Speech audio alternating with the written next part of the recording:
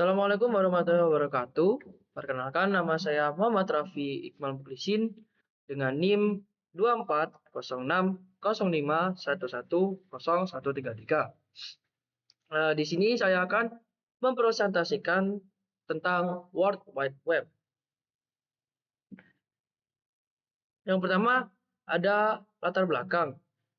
Apa itu World Wide Web? World Wide Web adalah sistem informasi berbasis internet yang menggunakan hypertext untuk menghubungkan berbagai dokumen dan sumber daya. Penemunya adalah Sir Tim Berners-Lee pada tahun 1989 di CERN. Tujuan awalnya yaitu untuk membantu para ilmuwan berbagi dokumen penelitian dengan mudah. World Wide Web atau WWW seringkali dianggap sinonim dengan internet, tetapi sebenarnya hanya salah satu layanan internet. Kemudian yang kedua ada sejarah World Wide Web. Pada tahun 1989, Tim Berners-Lee mengusulkan sistem berbasis hypertext. Dan pada tahun 1990, Berners-Lee menciptakan browser pertamanya yaitu World Wide Web. Pembuatan server web pertama yaitu CERN HTTPD. Kemudian pada tahun 1991, WWW atau World Wide Web diperkenalkan ke publik. Kemudian pada 1993, Mosaic yaitu browser grafis pertama yang dirilis oleh Mark Anderson. Kemudian pada tahun 2000-an, Web 2.0 muncul dengan konten interaktif seperti blogs dan media sosial. Teknologi seperti AJAX atau Ajax meningkatkan pengalaman pengguna. Dan pada tahun 2010-an hingga kini, Web 3.0 berkembang dengan AI, blockchain, dan IoT. Kemudian yang ketiga ada cara kerja World Wide Web. Pertama yaitu browser, yaitu merupakan aplikasi yang digunakan pengguna untuk mengakses web. Contohnya yaitu ada Google Chrome, Mozilla Firefox, dan Microsoft Edge. Kemudian yang kedua ada URL atau Uniform Research Locator. Merupakan alamat unik untuk sumber daya di web. Formatnya adalah https://www.nama-website.com. Kemudian yang ketiga ada HTTP atau HTTPS. HTTP adalah protokol untuk mentransfer data. Sedangkan HTTPS adalah versi aman dengan enkripsi menggunakan SSL atau TLS. Kemudian yang keempat ada server web. Komputer tempat file dan data situs web disimpan. Contohnya ada Apache dan Nginx. Kemudian yang kelima ada DNS yaitu Domain Name System. Merupakan sistem yang menerjemahkan nama domain menjadi alamat IP server. Kemudian yang keempat ada komponen World Wide Web. Yang pertama ada browser web digunakan untuk mengakses dan menampilkan konten web.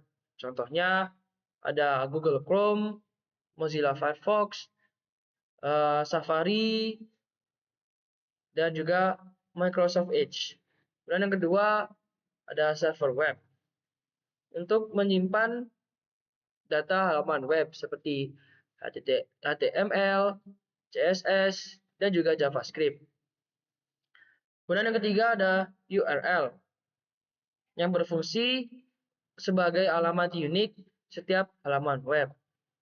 Dan ada yang keempat ada hyperlink, itu menghubungkan satu halaman dengan halaman lainnya, berperan dalam navigasi antar dokumen di web. Dan yang terakhir ada HTML, yaitu Hypertext Markup Language, yaitu bahasa utama untuk membuat halaman web. Kemudian ada perkembangan World Wide Web atau WWW. Yang pertama, Web 1.0 pada tahun 1990-an bersifat statis yang hanya dapat untuk membaca saja. Kemudian contohnya ada website untuk perusahaan atau katalog produk sederhana. Dan yang kedua ada Web 2.0 pada tahun 2000-an, bersifat dinamis dan kolaboratif. Pengguna dapat berinteraksi dan berbagi konten. Contohnya media sosial seperti Instagram, TikTok, WhatsApp, Telegram, dan yang lain-lain. Dan juga ada blog dan Wikipedia. Kemudian Web 3.0 yaitu pada masa kini atau sekarang fokus pada personalisasi dan pengelolaan data dengan menggunakan teknologi yang lebih canggih lagi dari web sebelumnya, yaitu AI, blockchain, dan IoT. Contohnya aplikasi yang berbasis blockchain seperti Ethereum. Kemudian ada manfaat World Wide Web. Yang pertama di bidang pendidikan, dapat mengakses ke jurnal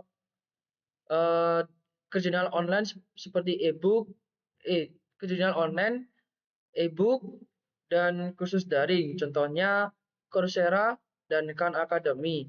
Kemudian di bidang bisnis, platform untuk e-commerce seperti Amazon, terus seperti Shopee, terus Tokopedia, Lazada, dan juga yang lain-lain. Kemudian dapat mendukung pemasaran digital dan analitik. Kemudian di bidang komunikasi, yaitu media sosial dan email sebagai sarana komunikasi global. Contohnya seperti Facebook, WhatsApp, kemudian Telegram juga bisa, kemudian dan juga Instagram dan yang lain-lain.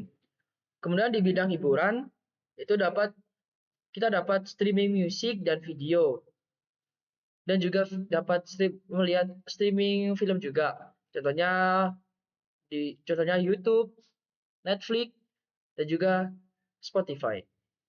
Kemudian di bidang informasi dapat mengakses berita terbaru dari berbagai sumber. Contohnya itu dari Wikipedia, terus dan lain-lain.